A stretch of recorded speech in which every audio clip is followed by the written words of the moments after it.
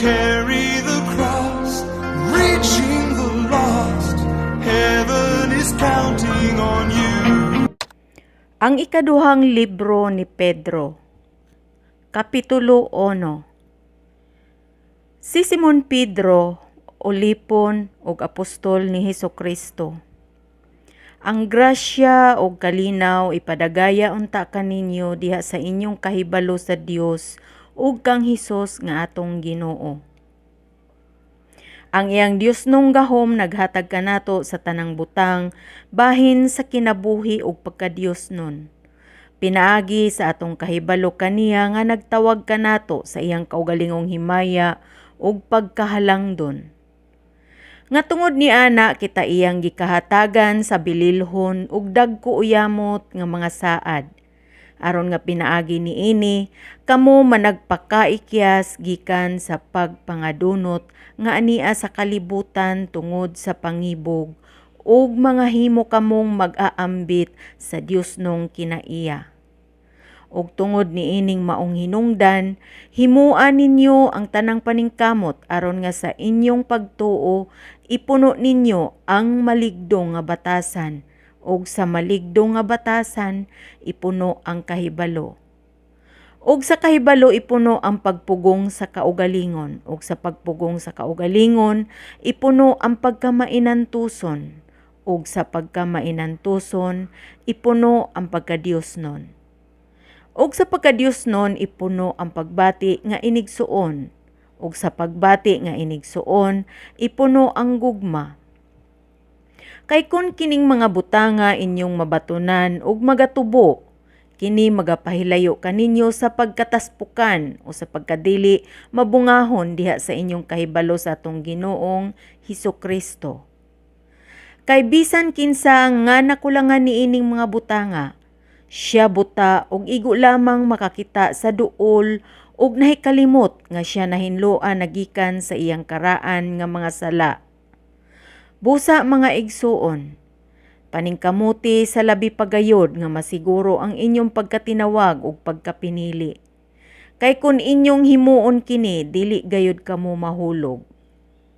Ug sa ingon ni ana, aduna unyay madagayaong pagpahigayon alang kaninyo sa usa ka madaogong pagsulod ninyo ngadto sa dayong gingharian sa atong Ginoo ug manluluwas nga si Hesukristo. Busa sa kanunay ako andam sa pagpahinumdum kaninyo niining mga butanga. Bisan pangan nasayod na kamo niini ug nalig-o na kamo sa kamatuoran nga inyong ginabatunan. Akong giisip nga maoy matarong samtang ania pa ako niining lawas. Ang pagdasig kaninyo pinaagi sa pagpahinumdum kaninyo. Kay ako nasayod nga kining akong lawas dili na madugayng pagabiyaan. Sumala sa gipadayag kanako sa atong Ginoong Hesukristo. Og paningkamutan ko aron nga bisan kun unya patay na ako, makahimo gihapon kamo sa pagpahinumdom niining mga butanga bisan kanusa. Kay sa among pagpahibalo kaninyo sa gahom ug pag-anhi sa atong Ginoong Hesukristo, kami wala magsubyag mga sugilanon nga maayong pagka minaumao. Hinunua kami mga saksi nga nakakita sa iyang pagkahalangdon. Kay sa iyang pagkadawat sa pasidungog ug himaya gikan sa Dios nga Amahan, sa diha nga gihatod kaniya sa halangdong himaya ang tingog nga nag-ingon, kini mao ang akong pinalanggang anak, nga kaniya may kalipay ako. Kami gayud mao ang nanagpakabati sa maong tingog gikan sa langit. Kay kami uban man kaniya didto sa bukid nga balaan. Labi pagayod di ay nga nahimatud-an ang pulong sa propesiya nga among ginabatunan. Maayo nga inyong himuon ang pagtagad niini, maingon sa inyong pagtagad sa usa ka suga nga nagasiga sa dapit nga mangitngit. Hangtod mobanag-banag ang panahon ug musubang bituong kabugason diha sa inyong mga kasing-kasing. Kinahanglan inyong mahibaluan kini, una sa tanan, nga walay propesiya diha sa kasulatan nga arang kahimuan sa kinaugalingon nga pagpanabot.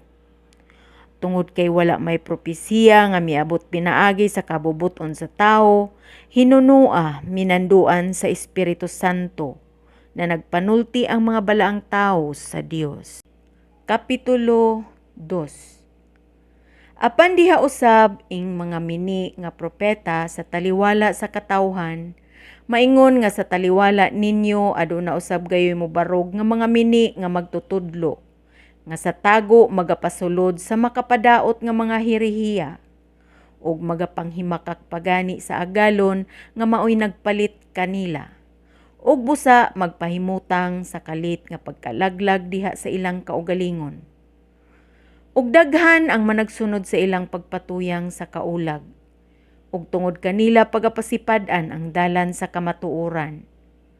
Ug tungod sa ilang kadalo, kamo ilang panapion pinaagi sa tinumo-tumo nga mga pulong. Sukad pa kaniadto sa karaan, ang hukom kanila sa silot wala maghunong, ug ang ilang pagkalaglag wala magkatulog. Kay kun ang mga manulunda wala kaloy sa Dios sa diha nga nakasala sila, hinunua iyang gitambog sila ngadto sa infierno o gibalhog ngadto sa mga lungib nga mangiob aron igatagana hangtod sa pagpanghukom.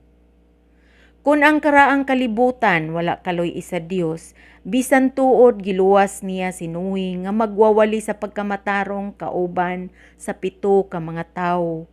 Sa diha nga gipalunupan niya kadtong kalibutan sa mga dili Dios nun. Kung sa iyang paghimong abo sa mga lungsod sa Sodoma o Gomora, sila iyang gihukman ngadto sa pagkawagtang o gihimong panig-ingnan alang kanila nga magkinabuhi nga dili Dios nun. Ug kun iyang giluwas ang matarong nga silot nga naguol sa hilabihan tungod sa maulagon nga pagpatuyang sa mga tawong dautan. Kay ang mga nakita og nadungog sa maong matarong nga tawo samtang nagpuyo siya uban kanila, sa adlaw-adlaw nakapasakit sa iyang matarong nga kalag tungod sa ilang mga malinapasong binuhatan. Nanang Ginoo mahibalo sa pagluwas sa mga taong Dios nun gikan sa mga pagtintal, ug sa pagbantay nga ang mga dili matarong magapabilin ubos sa silot hangtod sa adlaw sa paghukom. Ug labi na gayud sila nga nagapahiuyon sa makapahugawng pangibog sa unod, ug dili motagad sa langitnong kagamhanan. Samtang ang mga manulunda, bisan tuod labi pa silang kusgan o gamhanan, dili man gani mo pasipala paghukom batok kanila sa tubangan sa Ginoo. Apan kini silang mga tawhana sama sa walay kabuot nga mga mananap nga nang himugso sa lunlun lamang kinaiya aron pagadakpon og pagapatyon, nga nagapasipala sa mga butang nga wala nila mahibalui, kini sila pagalaglagon gayud unya diha sa maorang pagkalaglag uban kanila. Nga magaanto sa kadaot nga balo sa ilang pagpangdaot. Alang kanila ang pagkalipay mao ang paghudyaka sa maadlaw. Sila mga buling ug mga hugaw, nga na nagpanghudyaka sa ilang pagpatuyang samtang anaa sila managkumbira uban kaninyo. Sila may mga mata nga puno sa panapaw ug dili matagbaw sa sala. Ilang ginahaylo ang maduha-duhaon nga mga tawo. Sila adunay mga kasing-kasing nga batid sa kadalo. Kaliwatan sila nga tinunglo. Sila mitalikod sa matuod nga dalan ug nang hisalaag. Sila nagasunod sa agi ni Balaam nga anak ni Beor, nga nahigugma sa suhol gikan sa pagkadili matarong. Apan nga gibadlong siya tungod sa iyang kaugalingong kalapasan, ang ama nga asno militok sa tawhanong paningog ug misumpo sa kabuang sa maong propeta. Kini sila maoy mga tuburan nga walay tubig ug mga gabon nga pinalid sa unos. Alang kanila gitagana ang labing mangiob nga kangitngit. Kaysa magalitok silag mga pinaburot nga kakawangan, pinaagi sa maulagon nga mga pangibog sa lawas.